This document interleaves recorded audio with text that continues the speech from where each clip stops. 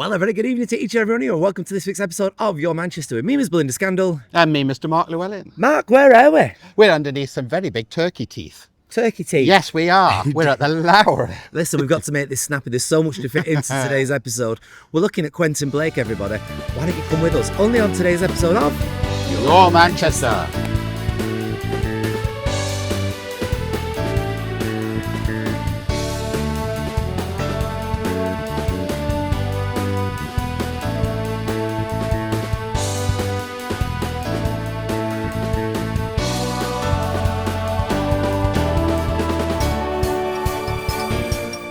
So here we are. Yes. In one of my favourite areas of our region. Yes. Because there's just so much to do around this area. Oh, I thought it was because you like to hang around for sailors. Hello, sailor. Well, yes. There is a lot to do, There's isn't loads there? to do, isn't Yes, there? there is. You can go on boat trips. Yes. Yes. You've got the old ITV studios over there and the Coronation Street tour that weekend. The War Museum. The Imperial War Museum of the North. Always worth a watch. Yes. You've got the shopping centre, haven't you? And of course, we've got the Lowry. Now, Yes. what are we here for today then? We are here for an exclusive Yes. peek in an exhibition. It's closed to the public, just for us. Right. Yes, and we're going to find out all about the illustrator Quentin Blake. Now that man, I have to say, has got to be, for so many people, even people of our age, my love, Yes. he's got to be kind of the illustrator of our youth. Yes, because he's in his 90s now, Yeah. and he's been working all those years. He's done lots of books. He has done books of his own as well, but he's illustrated for these days, David Williams. Yeah. And for Roald Dahl. Yeah. Yep, all the classic children's books, hasn't he? Should we go and have a look? Oh, yes. I'm excited. Come on. We're coming. So you mentioned so many fabulous, wonderful things in this exhibition. We're joined by somebody who knows a lot about the exhibition. Tell us, why has this exhibition been so successful? I think it's been successful because, as I think you said, loads of people grew up with these illustrations. Quentin, he's 93 now. He did his first illustration when he was 16 years old, when he was still at school, his first published one. And I love, he always says, everything I learnt at school. So he's a great believer in all that learning to do when you're young. And then he's published or been involved in about 500 books since. He's sold heading towards 50 million copies of books around the world. So loads of people know his work. I would describe him, maybe not to his face, but I'd describe him as the GOAT. He is the greatest of all time. I think other book illustrators measure themselves by Quentin Blake. And it's so full of fun and colour and things to do. I think all that's added up to a really great experience for people. So a lot of people say that his works are quite, just simple and basic, but he's actually got a reputation for being a great artist, hasn't he? He absolutely has. I mean, to be honest, I think the great artists make things look simple. We're right alongside Ellis Lowry, and Lowry was another one who was a fantastic painter, but just kept it simple and made it really accessible. And Quentin's the same. He likes making his work as straightforward as possible. Some of his figures is just kind of half a dozen lines paint coloured in, and wallop, there's a child being chased by a dragon or whatever it might be. I think that's a real skill in itself. Yes. So we're surrounded by the originals of all these illustrations that people will have seen in books. So how many illustrations of his are in the exhibition? We're heading to about 100 illustrations. There's about 20 odd books represented in the exhibition that cover his whole career. We're in front of Mr. Magnolia. Mr. Magnolia was a book he wrote and drew, but obviously he also worked with David Williams and with Roald Dahl and Michael Morpurgo and Michael Rosen. And yes, for every single book, we've got original illustrations that were used for the publications. Plus we have cases with sketches of things he's done for as well. So some of his thinking that's gone behind it. But it's just, we are an art gallery. So we wanted to start with the art. Fantastic. What is his process then? What medium does he use? He mainly uses inks and watercolors. Right. And it's a joy to watch him just sit down with a blank sheet of paper and just start inking in some outlines. getting somewhere towards what he wants to do, and then he brings out the watercolor paints and just uses these little dashes of watercolor which make it really light and colorful, and everything just feels full of life, I would say. And why do you think he's been so successful? I think he knows what makes kids tick. So I think he knows how to turn the written character into a figure, like he's done with Matilda or the BFG. He's managed to turn the words that describe that character into somebody that just instantly you can spot them straight away. And it's hard to put your finger on it. If we could put your finger on it, any of us could do it, but he's just got that special magic that can turn those things into instantly recognizable characters. Fantastic. Well, why don't you show us some of your favorite illustrations in the exhibition? Fantastic. So here, for instance, we've got, is this how it starts? Yeah, it starts with playing around with ideas. One of the most important messages that we have for children, because we want to inspire children in this exhibition, is you don't always get things right the first time. Right. And I love that here there's some words he's written where he's got it wrong and he's crossed it out and he's tried again. And here, this is one of the spreads that turned into a book of his cockatoos. And he's playing around with ideas and he's pasting things on top of other things. It's you go through all sorts of different processes, you change your mind, you come up with better ideas. It's all about going on that journey until you come up with your finished book. And you mentioned, of course, that these are his books. He's got a great collaboration with so many different authors, but he's actually done his own books as well. He's done his own books. He's done lots of his own books. I remember reading some of them to my kids when they were little. But yes, of course, it's writers like Roald Dahl. We're in front of Matilda now, where his reputation has been particularly made. And I think writers just love him because they could trust him to turn their characters into these fantastic illustrations. And he's done remarkably well of it. Everything's so animated. I mean, as much as they're just pictures on a page, it's fair to say that they sometimes come across as more animated than a lot of the animations that you see on TV. I love that you said that. I think that's absolutely right. I think managing to capture that sense of movement and energy is one of those indefinable things that, any of us could sit down and try and draw something, but just giving it life is what Roald Dahl is is what Quentin Blake is so good at. And giving us the definition of what the character will look like. You read it, but actually to see, for instance, for me, a picture of the Twits. The Twits, absolutely, but for me, it's the BFG. Oh yeah. The BFG. What a fascinating, odd, difficult character that is to turn into a drawing, and yet that's exactly what Quentin did. And what about when these illustrations are eventually turned into films? I mean, did he have much input with that?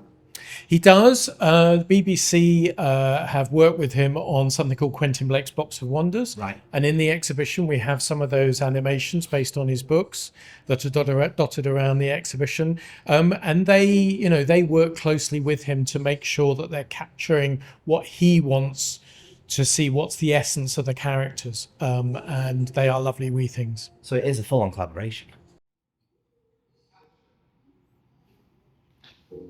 Now, look at this. It's amazing, isn't It it? certainly is. I love it. So much colour in each and every one of them and everything. I know, they're fantastic, aren't they? Up with the birds. Up with the birds. Don't know that book, I'm afraid. Well, No. I think you will by the end of the day. All these sketches and everything. I love it. Fantastic journeys. So what is this room that we've come into now then?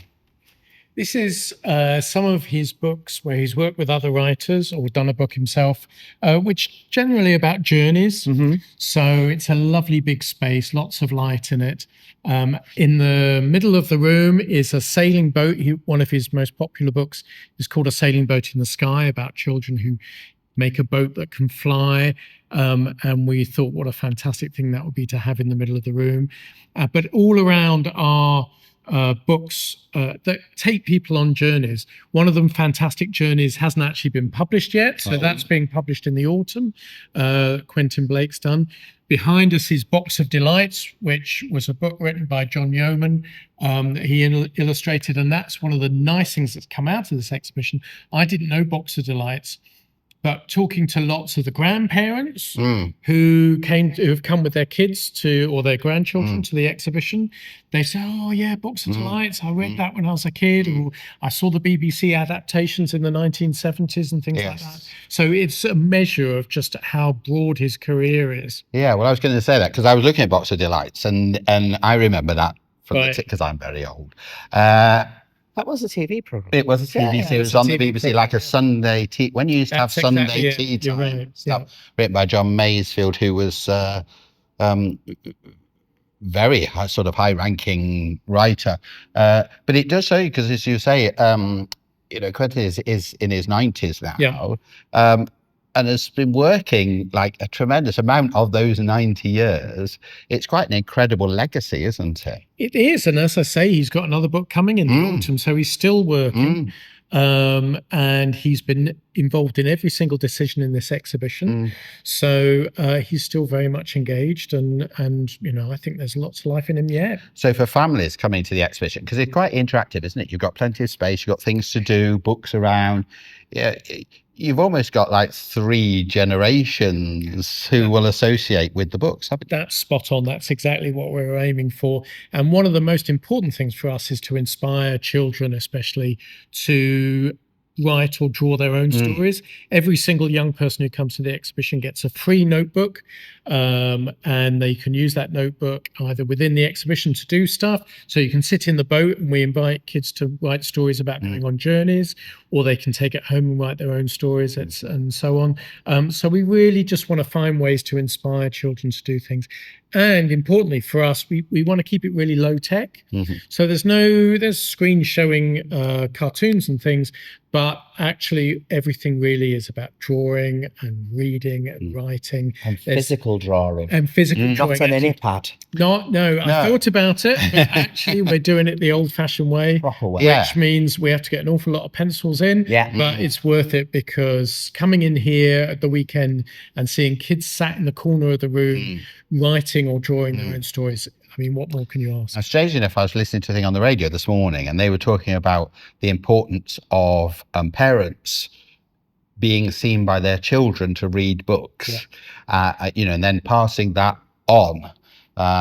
Because today we're bombarded by everything electronic. But to do that, and what we were just saying, I remember as a kid, what you were saying just then, it inspiring you to then write your own stories and do your own illustrations and things like that. That seems to be the very essence of this exhibition. That's absolutely spot on. That's entirely it. And again, one of the great things to see is when you've got a mum and dad and a couple of kids sat together reading books together. It's everything that you would hope to do. And of course, not every young person has access to books in the way that we might have had when we were growing up. And the use of libraries isn't as great as it used to be, and the cost of books and so on. The key thing for us is all this is free. The exhibition's free. Coming into the galleries is free. You can spend as long as you like in here, and we just want people to enjoy the magic of books, the magic of writing, and the magic of drawing. And then, like you mentioned Lowry before, who couldn't, the whole place is named after him. But you've also got that exhibition as well, haven't you, which is also free. So to come here, you've got a kind of half day or a day out, haven't you? That's the plan. There's the exhibition, there's the Lowry collection, there's Lowry 360, which is our new immersive exhibition. Thank you very much. But you can come, you can bring a picnic if you want, and find a spot in the building. There's activities across the whole building relating to the exhibition. So there's storytelling. There's a roving illustrator who does illustrations of you while you're walking around. Basically, there's no part of this building that hasn't got something related to the exhibition. So if you want, you can come and spend the whole day for free. We love it if you buy a cup of coffee or buy a tea towel or whatever it might be. But if you want to, if it helps you, you can just spend the day here for free. I wonder what Quentin has made of Lowry's paintings and drawings. Has he expressed anything about what he thought of Lowry's? That's a great question. And the wonderful thing is, Quentin did a drawing of L.S. Lowry, which is in the exhibition, which we can go and look at next. Fantastic. So that's the very drawing you were just referring to? Absolutely. I mean, we were absolutely bowled over. I thought I'd be cheeky and ask Quentin, would he fancy doing a drawing of L.S. Lowry? And he very politely said, well, I don't do drawings of real people unless it's himself. He does some self-portraits. So, thanks for asking, but no. But then a couple of days later, this fantastic sketch turned up of L.S. Lowry with his walking stick and his notepad and his pen. And this is a classic Lowry pose, really. In the street. You know who it is. You know exactly who it is. He's in the street. If you remember, he had a day job as a rent collector, and he would stop as he was doing his rounds, and he'd get his notepad out and do a drawing of a street or an interesting person. Yes. And Quentin really kindly did this drawing for us and then has presented it to Lowry as part of the collection. Fantastic. And I also noticed what you're about to say. The merch. Yes, we have the merch as well, so you can take that one home with you. You absolutely can. And people have absolutely loved it. Yeah. It's a coming together of two really interesting artists. It's hard to box up Lowry. It's hard to box up Quentin. And I love the fact that these two, I would almost call them maverick artists, have it's kind of come together. The stars have aligned and the public have absolutely loved this drawing. And they can take away a notebook. Fantastic, isn't it? So that's made your day. Yes. I tell you what would make my day. What would make your day? Well, you know me. I'm not. I get asked to work with a lot of drag queens. I don't like all that sort of thing. It creeps me out. But I think he did the illustrations for The Boy in the Dress. Are they here? They certainly are. Can we have a look? Yes, certainly. Let's do that. Okay. I'm beyond excited. I really am. Yes. So this is the last room then, with Boys in Dresses and BFGs and Mr. Stink. Absolutely. And it's a great opportunity to enjoy actually some of his most famous work. Boy in the Dress is these fantastic, huge graphics we've got here. But what we've done is we've given everyone who comes, they get the chance to try on some dresses themselves. And I must admit, I thought, are little boys going to try these dresses on as well as little girls? They certainly are. Everyone comes in, they all try on the dress. They can look at themselves in these kind of funny mirrors we have, take photographs, and that's lovely. Mr. Stink is next to it, and we've got some stinks for people to smell. They can lift the boxes. It's called Yuck and Super Yuck. One is a fairly yucky smell. The other one is a seriously yucky smell. And the BFG as well, these amazing drawings. So this is a great room to finish off in. And if people like it and they want to try it for real, for £1, they could come in our dressing room, because that's full of dresses and stinks as well. Lovely. I'm going to have to try them stinks now, aren't I? Not the dresses. You won't get in the dresses, that's for certain. That's for certain, isn't it? Will you get in that? I don't think so, no. No. They're cute, aren't they? Very nice, aren't they? Very nice. Anyway, let's go to your aftershave over here, Marlon, because I think I recognise it. I really do. It says Super Yuck. Super Yuck. By Laurent. Yes, it is, everybody, yes. Go and have a sniff. Oh, I mean, to be fair, I've smelled worse. I worked with worse. And then over here. This is Yuck. Yes. Go on, you go first. Well, I don't. I'm just getting the last sample that I got from Avon. To be honest with you, I am. I thought I'm getting it from that. Well, it's very good. And I tell you what, because if you say to some people, go to a gallery. Oh, I know, a little. People go, oh, no, culture. Yeah. Not for us. But this is like an imaginatorium, I'm going to say. Well, an imaginatorium, if only I could say it, yes. I think you did. Very good. But I also think, as much as it's focused on children, it's focused on the big kids. Oh, the adults. It is. You could come here. It doesn't matter if you've got children or not. Come here anyway. Come here. Scream louder than the children. Well, why not? Yeah. I think you could get away with it. You certainly could. And then you could become an illustration. You could indeed. I mean, we're already in there. I've just realised. I know, there's pictures that look very similar. We are. Look, we're here. Look. Oh, yes, that's us. Yeah, there's you. There's me. Yeah. So, there's something for everybody here at the Lowry, isn't there? What are we giving it out of 5? Oh, we're going to give this at least a 10 out of 5. I'm going to give it 10. Yes. Yes. So, get on down here. It's free. And it's on through till just the beginning of January. Amazing. Yes. Love it.